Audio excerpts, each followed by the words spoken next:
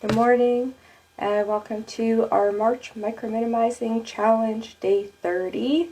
It's our second last day, and if you've been following since the beginning, thank you so much and congratulations, and I hope that you have experienced some really positive things with decluttering and kind of lightening your load. If you're just joining us today, then by all means check back in whichever format you're finding this video on Instagram, Facebook, or YouTube. And for the month of March, I've been coming on every day talking about micro-minimizing one small area of your home. And I really hope that you will check it out and follow along. Today, I am talking about room decor. So today we're going to pick one room in our house, whether that's your living room, dining room, bedroom, front entrance, whichever area is speaking to you today that you feel that you need to take a look at and create some space in. Today we're going to be looking at our home decor. So some people really like their homes looking like a staged house that's for sale, right? Those new houses. Other people, their decor is very sentimental, very personal. My husband and I would definitely follow into that latter group, where our decor certainly speaks to our travels and our experiences together and with our family. So you're going to pick one room and you're going to bring all of the decor. Now, decor is ornaments on shelving, artwork on the walls or on shelving wherever you have artwork, whether they're larger ornaments that sit on the floor, anything that would count as decorations, ornaments, artwork, that kind of thing. All home decor. Large vases with flowers, the fake kind of flowers, or the weeds, that kind of thing. Bring all of that out, because when you bring it all out into the open, into one area, that's where you get to see just how much you have, right? So you might have a little, you might have a lot, you probably have more than you thought you did, right? Once you bring it all out into the open. It's really important to understand that everything in your home speaks to you. Now, everything, most decorations are probably going to say, "Dust me," right? That's the message that that they send. But if you listen a little deeper, the messages are going to be positive or negative. You're either going to really feel connected to this piece because of a really good memory, or you might look at this piece and you, for whatever reason, have more of negative messaging. So it's really important to remove the negative messaging from your home. These are not items that are serving a purpose for you. These are not items that you love, obviously, if they're sending you a negative message. It does not matter if the item was a gift, if it was passed down to you, how you got it. It doesn't matter. If it has negative messaging, you need to put it in a box for removal from your home. So you're going to have your donate, give away, keep piles. Doubt you'll need garbage on decor, but you never know if something's broken or whatever. There's no point in keeping. And you're going to consider each piece individually. Now, this includes even pieces that come in sets. I know I've had a set and I actually liked one piece more than the other pieces, so I kept the one piece and let go of the other pieces. Yeah, I broke up a set. It's okay to do that. It's okay. You're going to ask yourself your usual two questions that we've been talking about all month, and that is, 1, do I love this? And 2, does this serve a purpose? Generally with decor, does this serve a purpose? Doesn't necessarily apply. So we're going to put a little bit more weight on the do I love this. Now, do I love this means, do I love this? Right? Not like this. Not, oh, I've had this for so long, I should keep it. Or, I just talked about, this is a gift, I should keep it. There's no shoulds here, right? We're going to put the shoulds away. And do you love this item? really love it. Listen to the messages that each item is telling you, and only keep the ones that you absolutely love. Additional questions that you can ask yourself about each piece is, why do I have this piece? Do I even notice it anymore when I walk into the room? Or do I just walk past it? Do I even pay attention to it? And if you really love it, that's a problem. And that's because it's got too much other clutter for you to see it.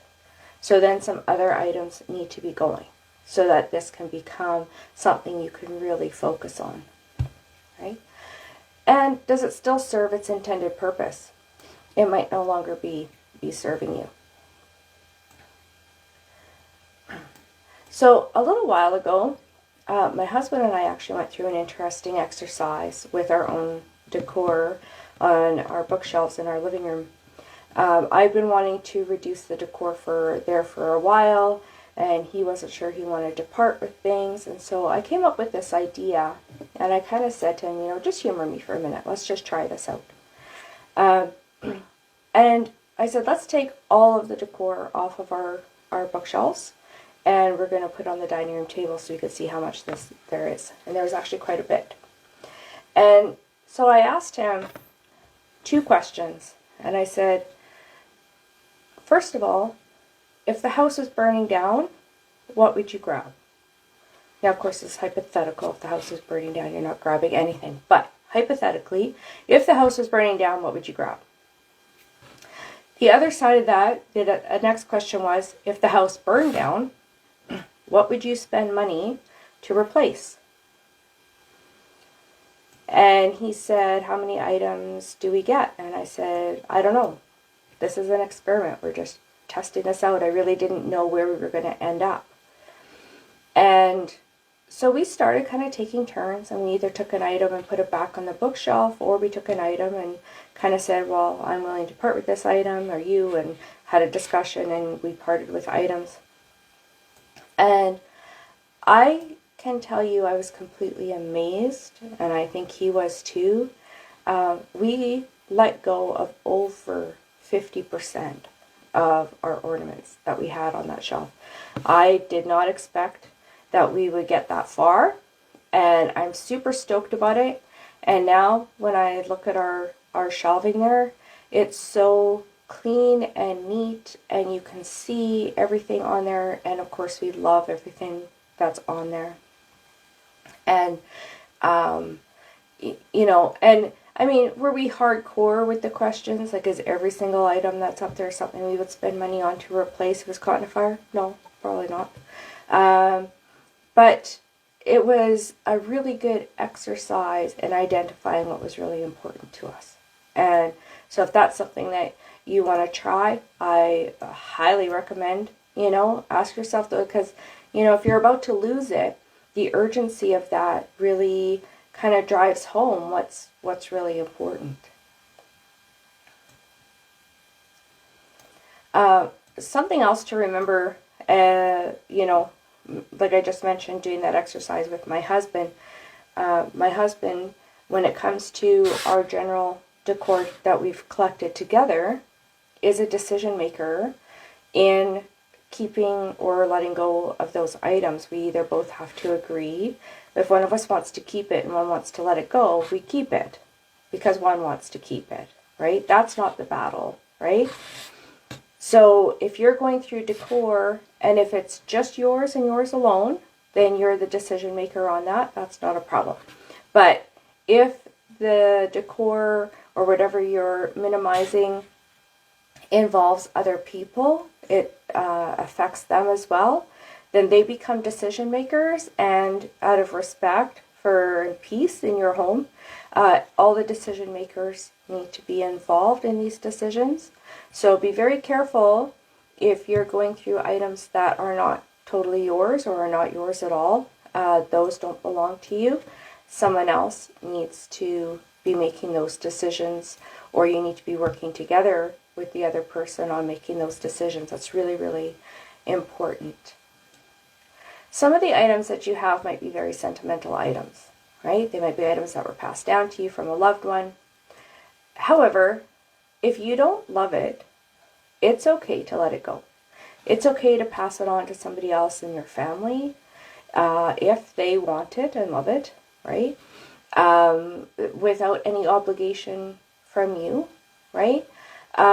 Just because something was a gift or passed on to you, if it doesn't make sense to you to have it, if it's got negative messaging, if you don't like it, you don't love it, it's okay to let it go. And if you're looking for permission to let those things go, it's okay to let those things go.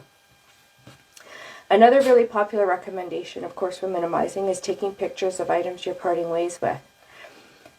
I agree with taking pictures of items that you're parting ways with, but what are you doing with those pictures is kind of where it doesn't make sense to be taking pictures. If you're going to take pictures and you're never ever going to look at them again, then you don't need to take pictures, right? I really love the idea of taking the time, if you're going to take pictures of some things, if you have enough items, to make even a small memory book where you can actually write the story that goes with those items. That is something that your family could treasure, you know, where you have actually told this background story behind whatever item you've taken a picture with. Even though you don't have that item any longer, you still have the memory attached to it. You have something you can physically hold on to and look at and remember. Another way is if you have some kind of small decor items that you could repurpose into something useful. For example, you might have a small vase of some kind that you could repurpose as a pen holder on your desk. Right? So now it's not just sitting collecting dust, now it actually has a purpose, and you get to appreciate it, you get to see it all the time, and it's out in the open. Another idea that I've really liked is you can pick up from the dollar store those fillable Christmas ornaments, and you could put small items in there, make it look really nice, and that way you're pulling them out at Christmas time, you get those memories attached, and you get to appreciate those items during that time of year. But then there's no clutter. After Christmas, you get to put those items away, and they're safe, they're kept, you still have them, and you get to appreciate them when you bring them out once a year, right? And but reduce your clutter at the same time. So there's just a few little ideas on how you could repurpose some items. So if you have any questions or concerns, or you're kind of stuck, you don't know where to start, you want to help, you need some help, feel free to reach out to me. I am more than happy to help you. And you can do that by sending me a DM through Instagram or Facebook if you're watching here. You can go to my website, which I'll link to, and you can email me through the contact page there. And I'm more than happy to talk to you at any time. Okay, tomorrow is our very last day for our Micro Minimizing Challenge, so I look forward to talking to you then. Have a great day.